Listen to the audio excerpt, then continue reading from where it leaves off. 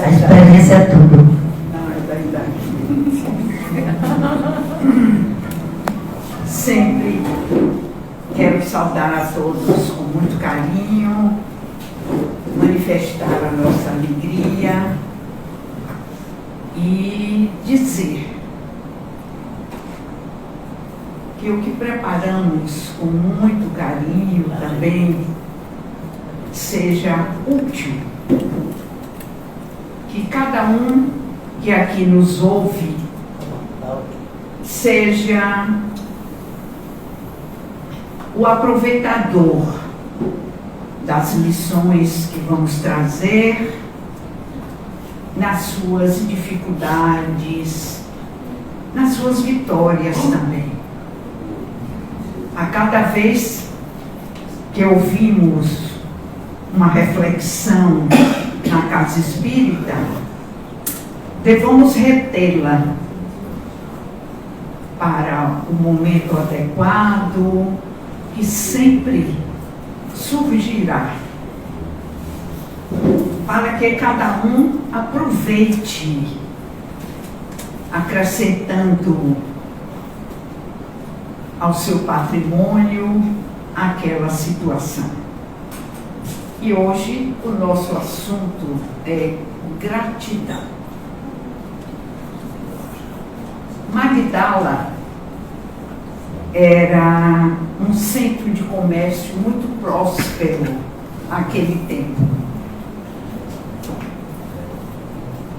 Por lá apareciam os maiores negociantes.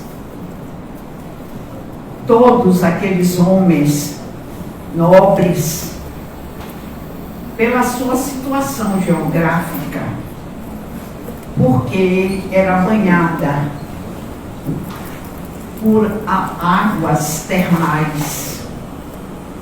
E aqueles que queriam repousar um pouco das suas lidas, aqueles que queriam fazer negócios, aqueles que também, fugindo dos locais onde viviam, sabiam que ali também, pela sua situação geográfica, era um lugar onde podiam sair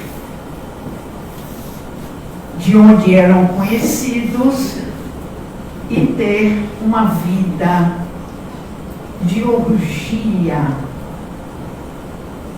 que não fosse conhecida. E ela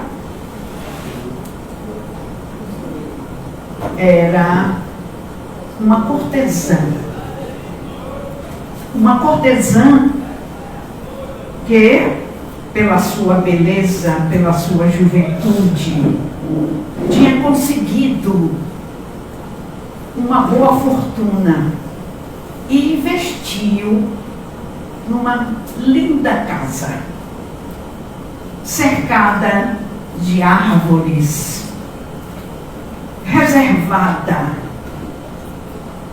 para que aqueles que passassem pudessem notar a beleza e tivessem a curiosidade de perguntar o que era, o que se fazia naquela casa. Todos os nobres do reino a conheciam. Tudo ali era fausto, tudo era belo, tudo funcionava para que os deleites da carne pudessem funcionar. Não obstante, quando todos se recolhiam e ela no seu quarto não era feliz. As lágrimas lhe chegavam. O que lhe acontecia se todos os homens a cortejavam? Se ela tinha dinheiro suficiente para ter uma vida faustosa, de alegrias, todos os seus funcionários ou suas funcionárias lhe tinham um respeito absoluto. Mas, no recôndito de sua alma, ela chorava lágrimas de desespero. Um dia, uma ama, a mais chegada a ela, pediu licença para adentrar num desses momentos onde ela chorava de desespero, para lhe dar uma notícia e, quem sabe, lhe fazer um convite. Ela soube que, naquela noite, o Rabi passaria pelas cercanias de Magdala e, quem sabe, ela poderia vê-lo. Ela ouviu o convite da ama, sentiu que era sincero, mas argumentou: como ele pode me ouvir? Como ele pode sequer chegar perto de mim? Você sabe quem eu sou. E a ama, de uma maneira bem simples, porém sincera, disse-lhe: o Rabi não tem preconceitos. Ao contrário, ele sempre está à procura de quem sofre, dos deserdados, de todos aqueles que, não conhecendo os valores da vida, manifestam o choro e a infelicidade. E a ama conseguiu convencê-la. Se prepararam e, quando o Rabi chegava numa embarcação com os seus apóstolos, ela se acercou dele. Se olharam simplesmente. O olhar que foi trocado entre eles foi de tal forma convincente, disse-lhe tanta coisa, que certamente as palavras seriam insuficientes como foram. Magnetizador, ele a olhou, sorriu para ela e se foi, como estava programado a sua caminhada. A partir daquele momento, deste primeiro encontro entre eles, ela voltou para Magdala, distribuiu toda a riqueza que estava naquele palácio, deixou que as amas escolhessem as faianças, as belezas que atraíam os homens, a sua fama, distribuiu tudo o que tinha, apenas ficou com o absolutamente indispensável. No outro dia, quando souberam que a casa tinha fechado, a casa mais importante para recepcionar os homens, não mais estava aberta para ninguém. O comentário foi simplesmente: ela enlouqueceu. Os outros diziam que não vai durar muito, ela voltará, porque só sabe fazer isto.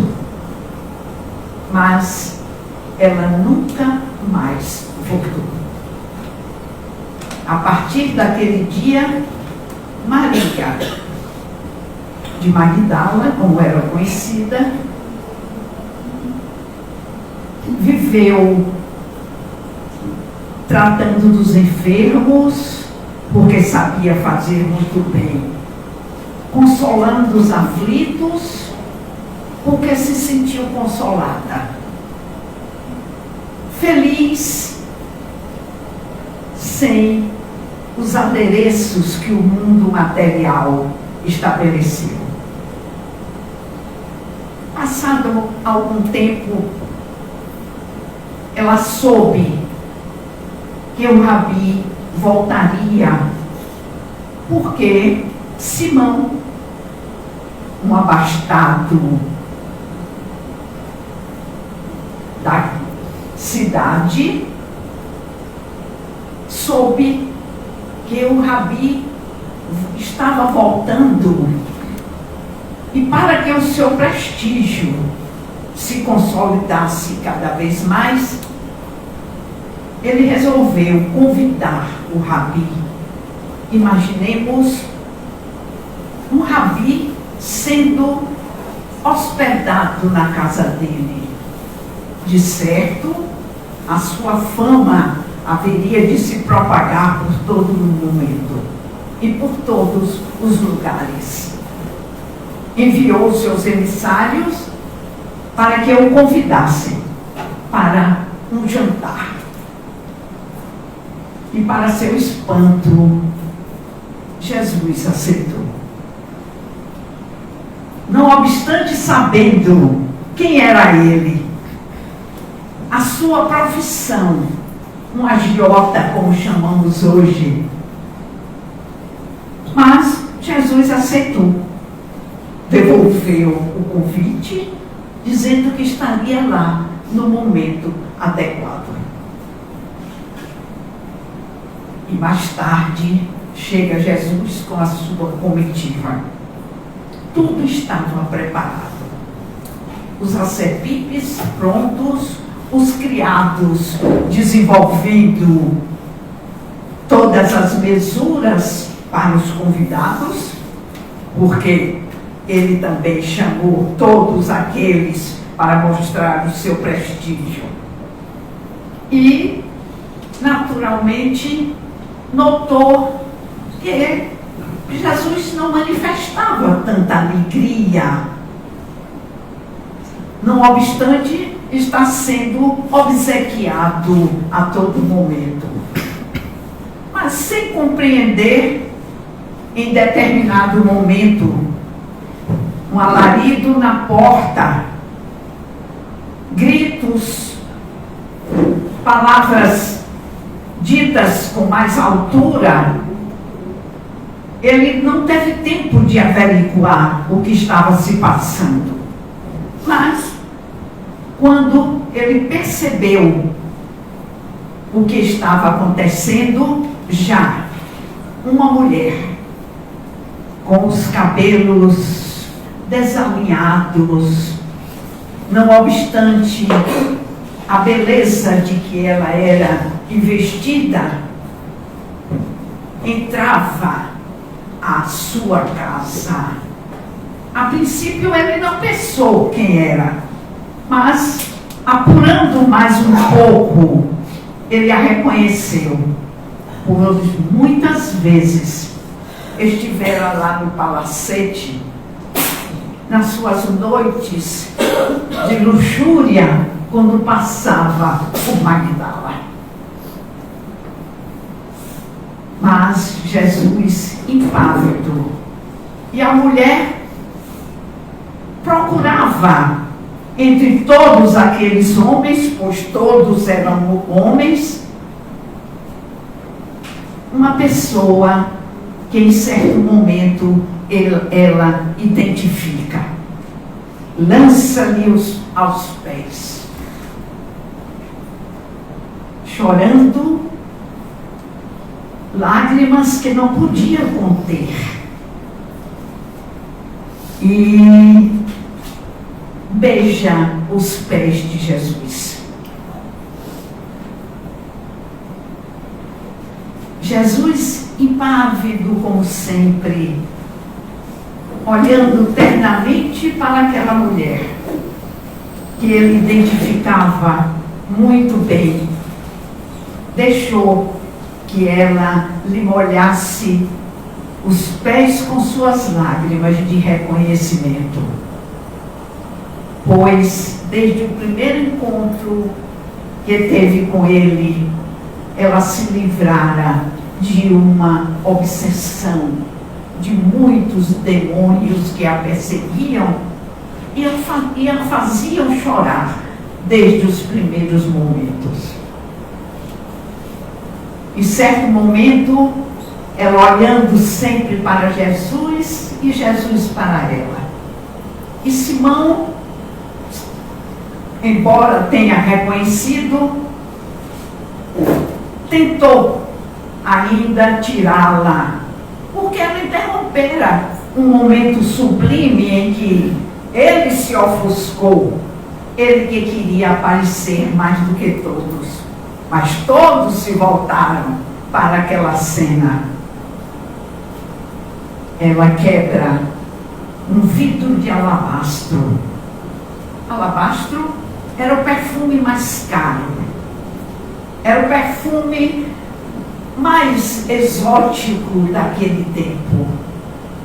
E ela lhe banha os pés, envolvendo-lhe com tudo aquilo de ternura, de gratidão, pelo que ela tinha recebido dele, sem que jamais tivessem trocado algumas palavras.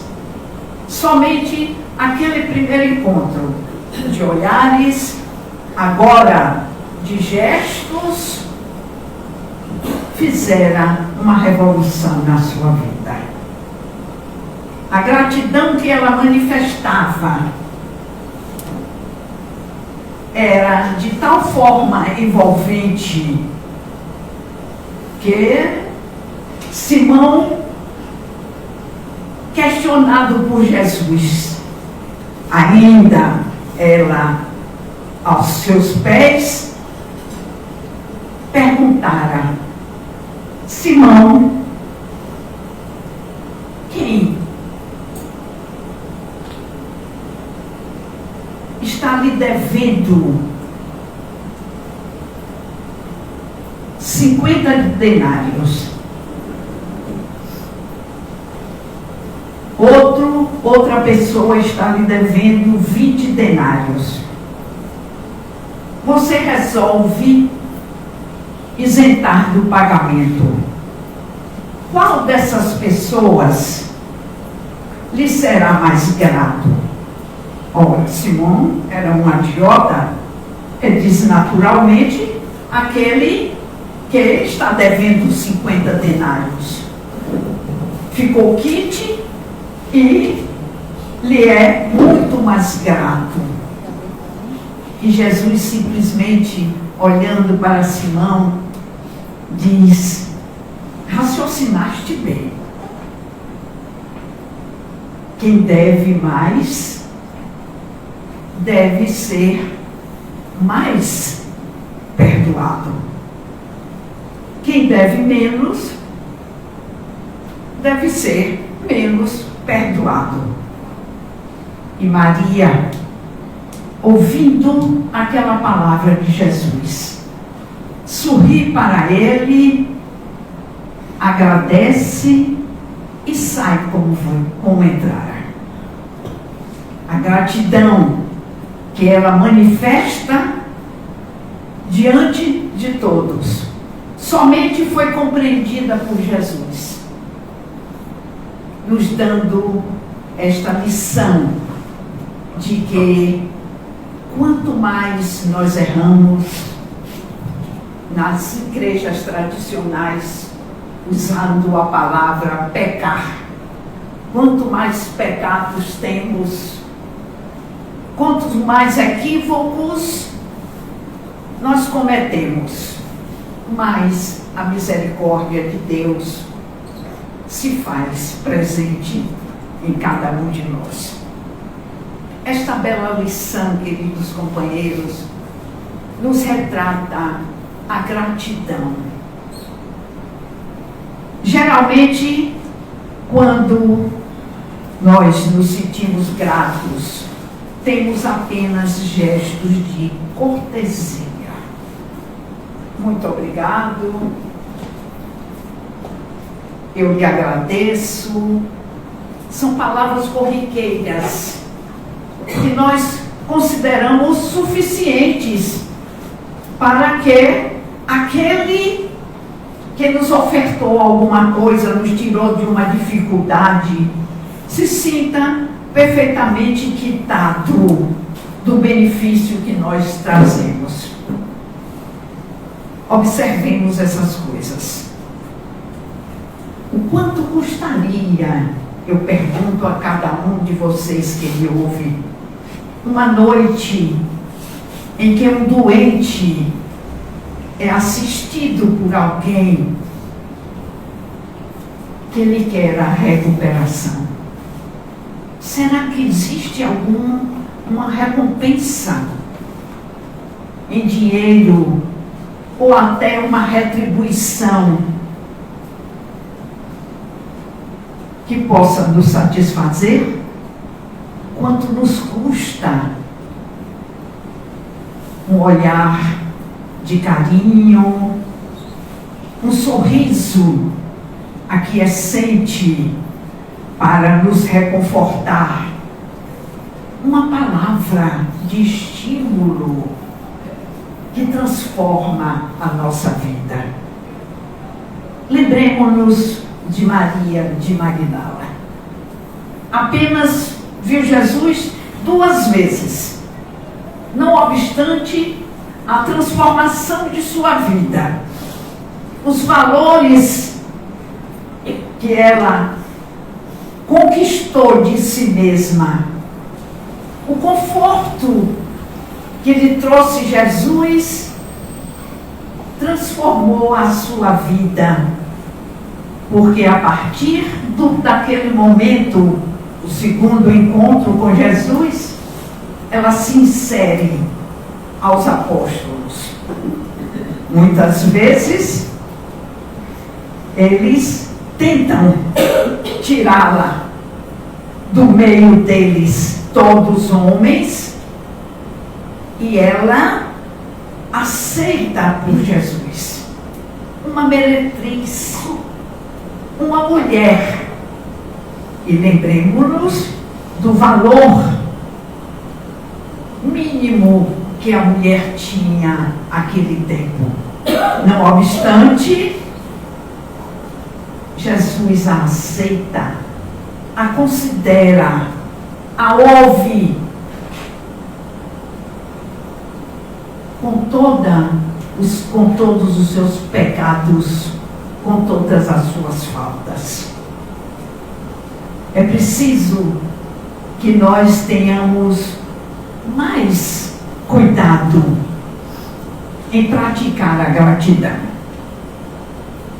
Não como uma remuneração ou uma dádiva que se retribui simplesmente. Quantas vezes,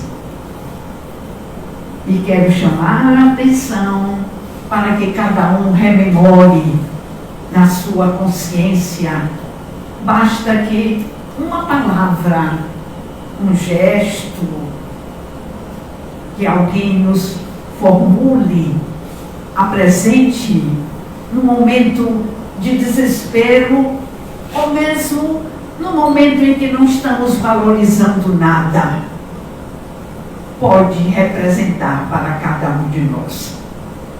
A gratidão é uma das virtudes que nós devemos cultivar.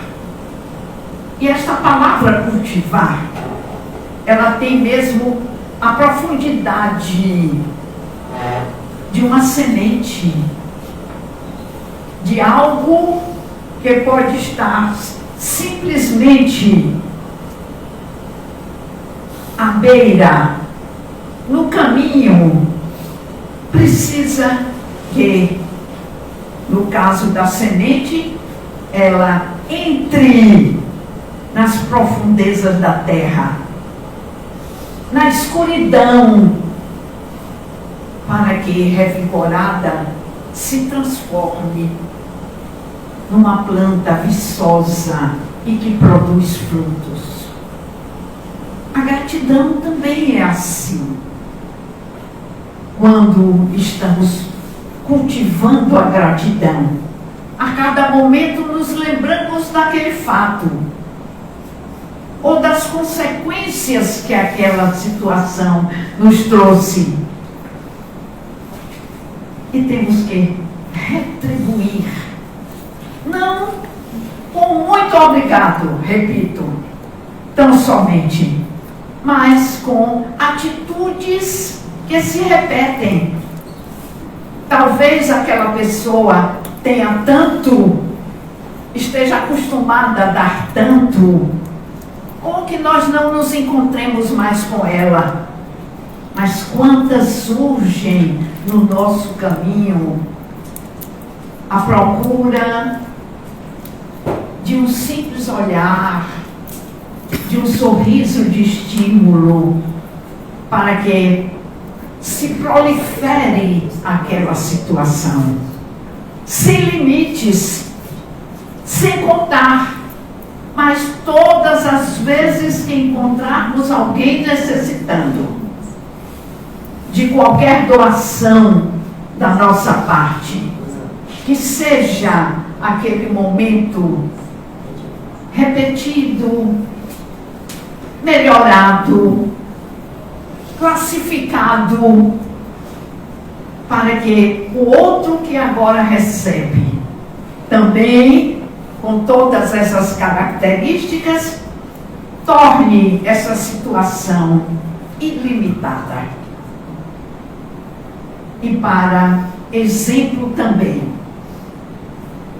de uma situação como esta que Maria de Magdala nos traz como exemplo, que Jesus coloca com o seu perdão, com o seu reconhecimento, aquele arrependimento daquela mulher que se desfez de todos os bens, de todas as glórias materiais, para fazer da sua vida uma dedicação também a todos aqueles que encontrava como sofredores, a todos aqueles que precisavam de suas mãos simplesmente para melhorar as suas vidas. Kardec, no ano de 1856, estava certa vez bastante desalentado.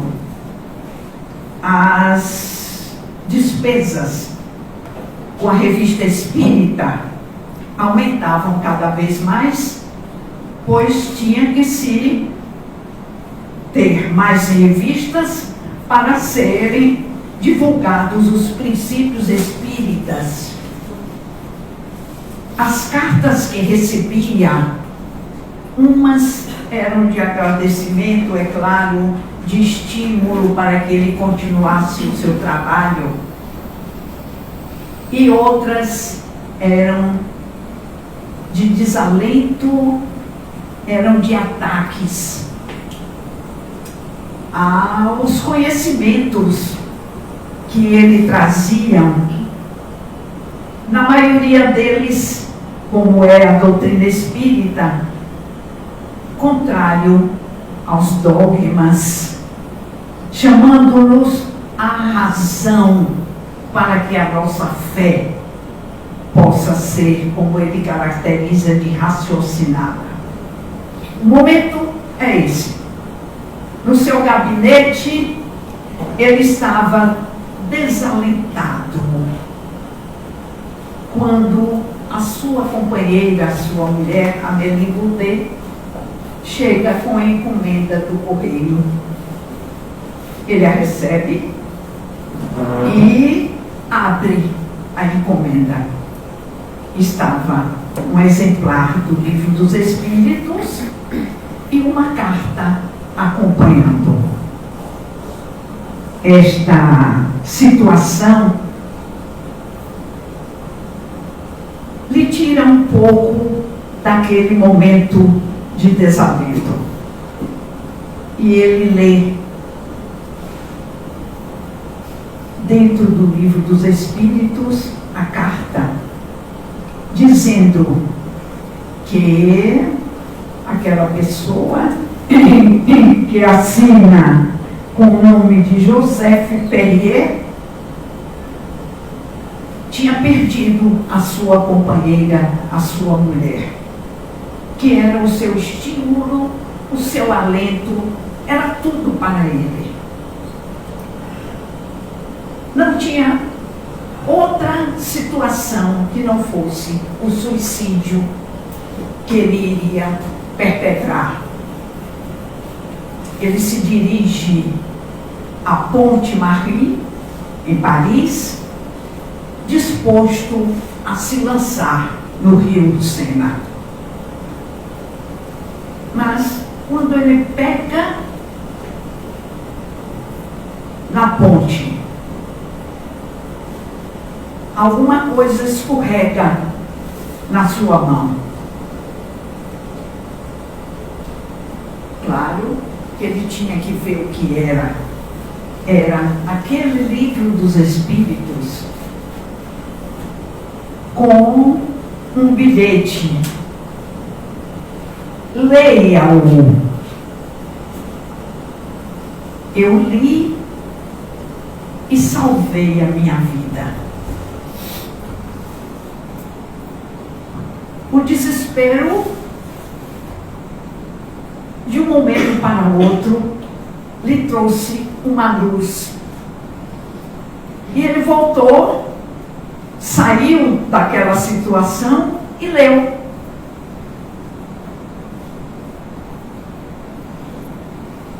Você já percebe que ele não se suicidou, é claro.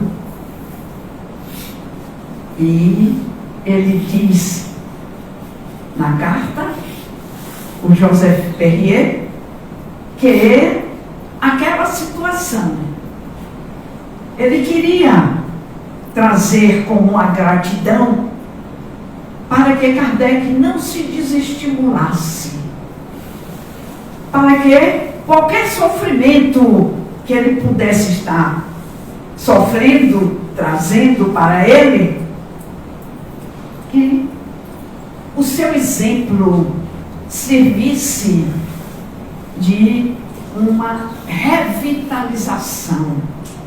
Percebamos como o momento que ele estava vivendo, o exemplo que a carta estava lhe trazendo com o Livro dos Espíritos.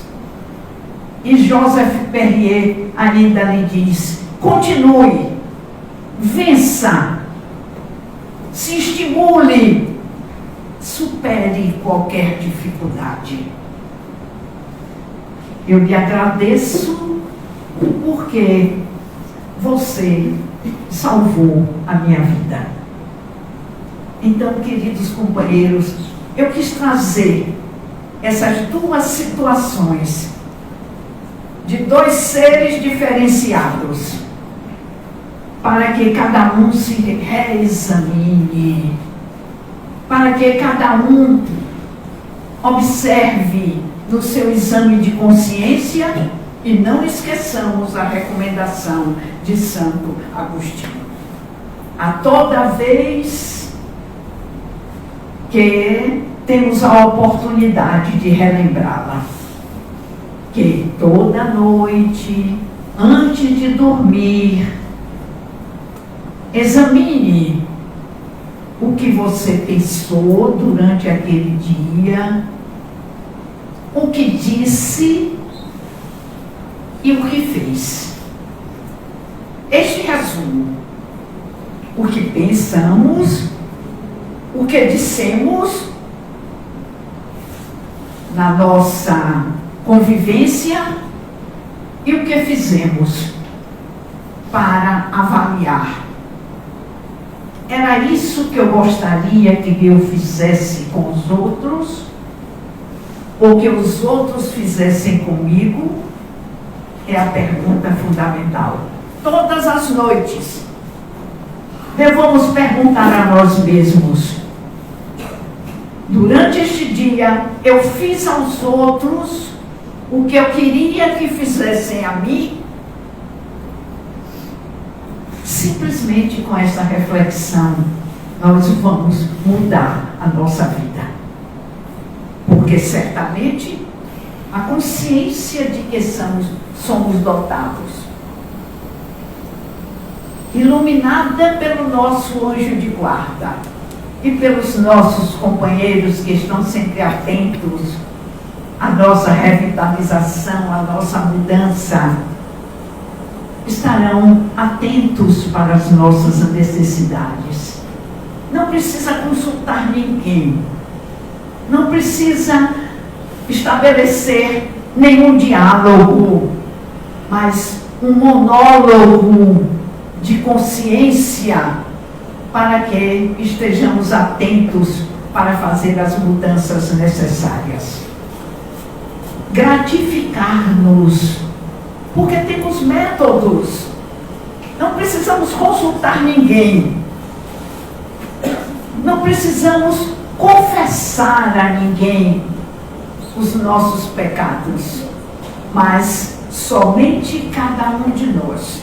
Repito, para chamar a atenção: somente cada um de nós pode fazer o que nós precisamos fazer conosco. Somos nós, queridos companheiros. Deus já nos deu as ferramentas de que todos nós dispomos, sem qualquer mudança. Ninguém tem mais do que o outro. E para os que estão iniciando, nos ouvindo, compreendamos que somos iguais. Deus nos cria com iguais potencialidades. Na medida certa, a responsabilidade para que o desenvolvimento possa estabelecer, agora sim, não a igualdade, mas a diferença. É por isso que nos vemos com olhares diferentes, porque aquele que trabalha, aquele que quer, aquele que desenvolve, aquele que multiplica,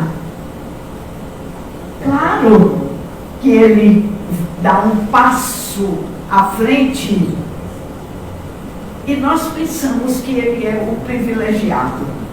Nós pensamos que Deus o ajuda. Nós pensamos que ele tem sorte. É um equívoco quando nos detemos, ao invés de trabalharmos para o nosso desenvolvimento. Nós pensamos assim: Deus não pode privilegiar, porque todos nós somos sua criação. Ninguém pode ter uma boa sorte e o outro ter má sorte. Simplesmente como Jesus ensinou. Todos nós somos aqueles que devemos e somos oportunizados para, a partir do momento do débito com a lei divina, nós sejamos redimidos. Estejamos atentos para isso. Estejamos próprios para reconhecer em cada um de nós a oportunidade, que ela é única e é individual. a doutrina espírita, nas suas orientações, nos seus ensinos, nos seus estímulos para que cada um de nós faça o seu próprio trabalho. Ninguém pode fazer nada por nós. É o próprio ser que muda, que reconhece, que se transforma. Por isso que o poder está em cada um de nós. O poder que Jesus transferiu pela sua magnitude espiritual, a Maria de Magdala a transformou. Quem nos transformaria? Perguntemos-nos, como eu posso me transformar? Basta querer. Basta deixar-se impregnar da fé de que a oportunidade sua chegou. Esta oportunidade é ímpar. Pode ser estimulada sim, como Jesus fez com Maria de Magdala. Pode ser estimulada pelo olhar, pela não condenação. Não esqueçamos, não julguemos, não condenemos ao outro, não condenemos nem a nós mesmos, porque criados simples e ignorantes. E a ignorância tem uma conotação específica, não é pejorativa, não é para lhe mostrar, lhe tirar do sério, nem lhe condenar. A ignorância é simplesmente não saber o que é que eu faço com tantas dádivas que Deus nos dá. A inteligência, a vontade, a liberdade, a fé, o instinto, a razão, a capacidade de nos comunicar, as palavras que estão à nossa disposição. Tudo isso é para nós fazermos o nosso patrimônio cada vez mais feliz.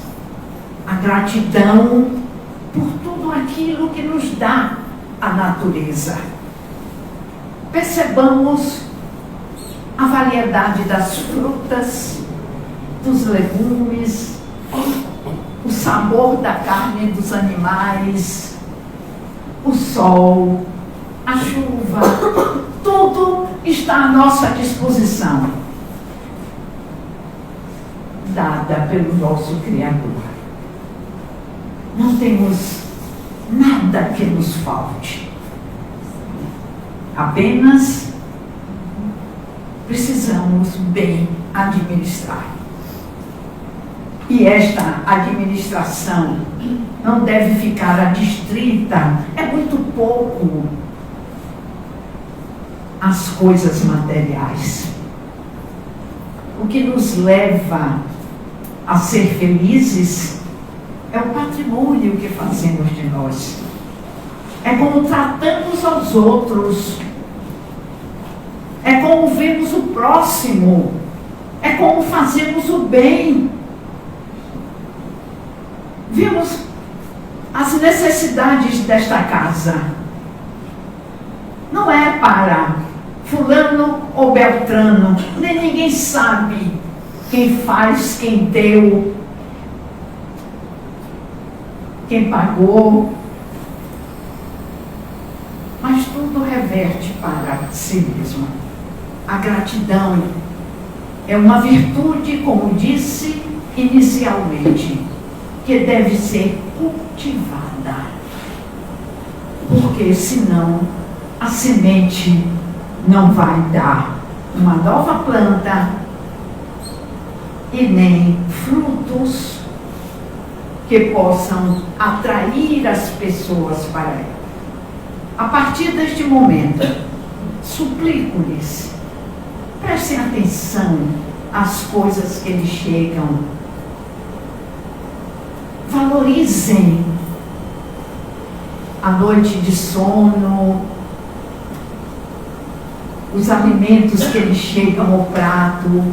Podem não ser aqueles que na casa vizinha esteja se fazendo, mas valorize o que está na sua. Se proponha a condimentá-la com o amor, a condimentá-la com a gratidão, a condimentá-la com a humildade, a condimentá-la com o respeito a si mesmo e ao próximo.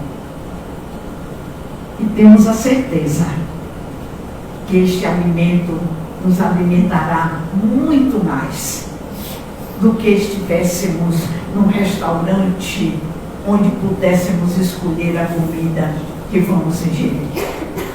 Oremos para nos reabastecer. Peçamos ao nosso anjo de guarda: o que posso fazer para que esta oportunidade dessa existência seja realmente a melhor que já aconteceu na minha vida? E claro, não poderia terminar este trabalho se não fosse com o poema sobre a gratidão da companheira Amélia Rodrigues, que muitos de vocês conhecem, mas deve ser sempre repetido para o nosso enlevo, para a nossa felicidade. Senhor Jesus, muito obrigado pelo ar que nos dás, pelo pão que nos deste, pela roupa que nos veste, pela alegria que possuímos, por tudo de que nos nutrimos. Muito obrigada pela beleza da paisagem, pelas aves que voam no céu de anil, pelas tuas dádivas mil. Muito obrigado, Senhor, pelos olhos que temos, olhos que veem o céu, que veem a terra e o mar, que contemplam toda a beleza, olhos que se iluminam de amor ante o majestoso festival de cor da generosa natureza. E os que perderam a visão, deixa-me rogar por eles ao teu nobre coração. Eu sei que depois desta vida, além da morte, voltarão a ver com alegria incontida. Muito obrigada pelos ouvidos meus, pelos ouvidos que me foram dados por Deus. Obrigado, Senhor, porque posso escutar o teu nome sublime e assim posso amar. Obrigada pelos ouvidos que registram a sinfonia da vida, no trabalho, na dor, na lida, o gemido e o canto do vento nos galhos do olmeiro, as lágrimas doridas do mundo inteiro e a voz longínqua do cancioneiro. E os que perderam a faculdade de escutar, deixa-me por eles rogar. Eu sei que no teu reino voltarão a sonhar.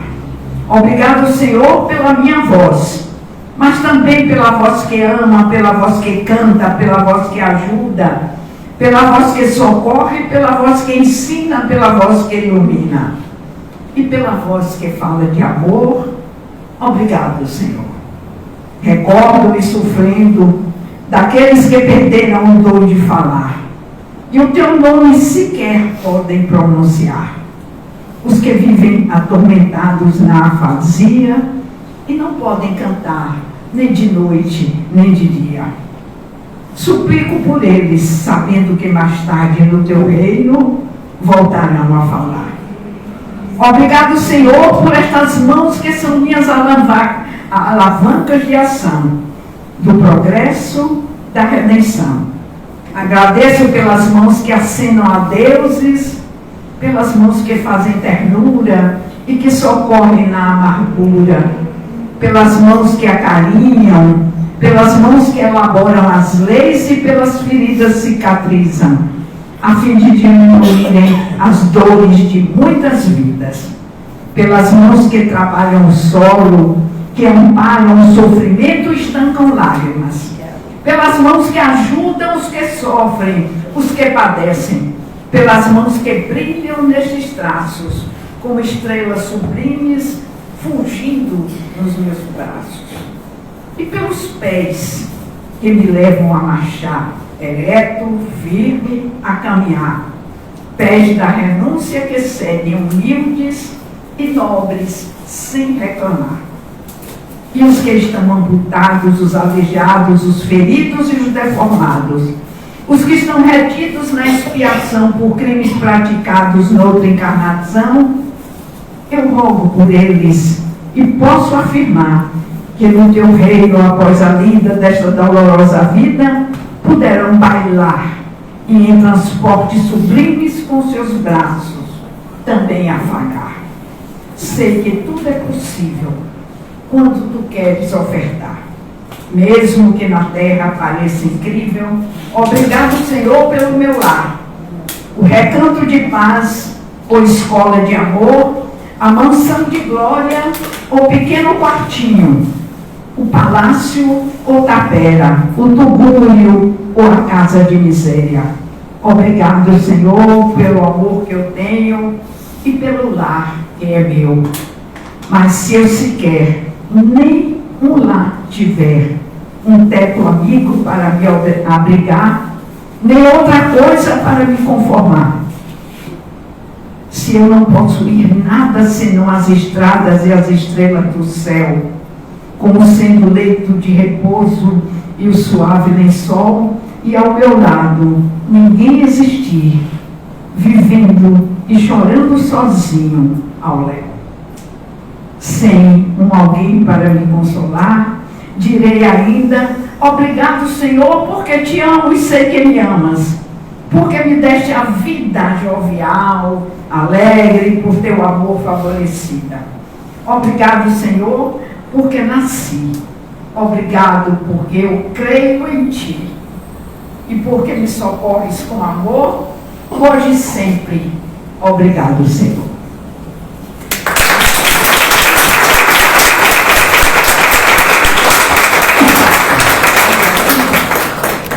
Vocês viram que lê sem óculos? Percebeu? 90 anos, 9.0.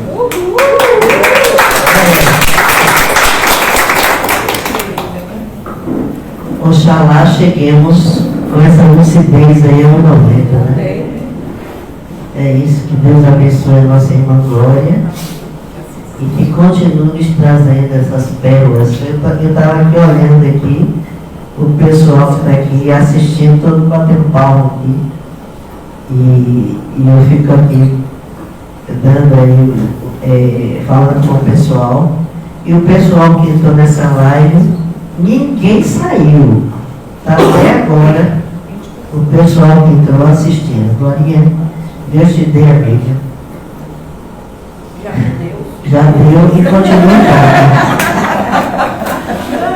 Essa energia é para você abrilhantar a gente, né, e nos ensinar, que já ensinou tantas coisas. Então, só gratidão aí à nossa irmã Glória. E vamos dar seguimento à nossa tarefa. Eu sempre falo e gosto de falar, esclarecer as pessoas que chegam pela primeira vez, que a palestra é 50% do nosso trabalho. Está frio?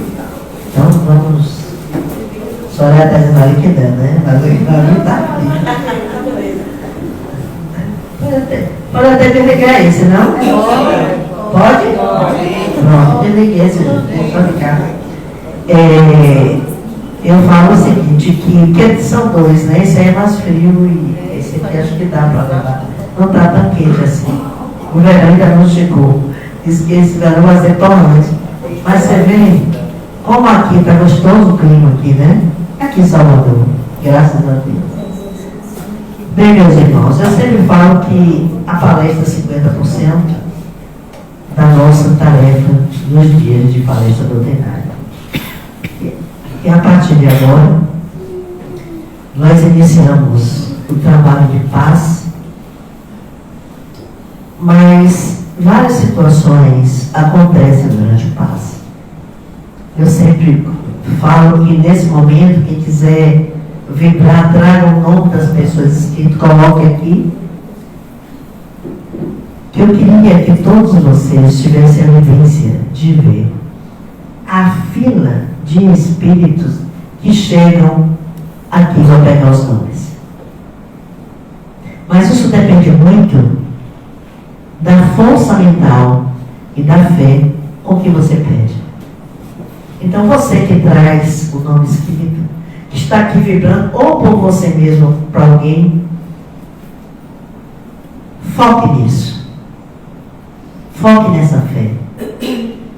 O pensamento, ele é a força que leva os irmãos espirituais a atender aquilo que você veio pedir. E até, através do seu pensamento, levar para o espiritual aquela pessoa que não conseguiu chegar aqui por qualquer motivo, mas que necessita, sim, de um amparo. É dessa forma que nós agimos à distância com as pessoas e com o amparo da espiritualidade já presente nesta casa. Então, a partir de agora, nós vamos tocamos algumas músicas, nós vamos para o passe, e quem quiser cantar pode, porque a musicalidade nos envolve de uma forma maravilhosa, e propiciando assim o contato com os irmãos espirituais. Que nos abençoe, Jesus.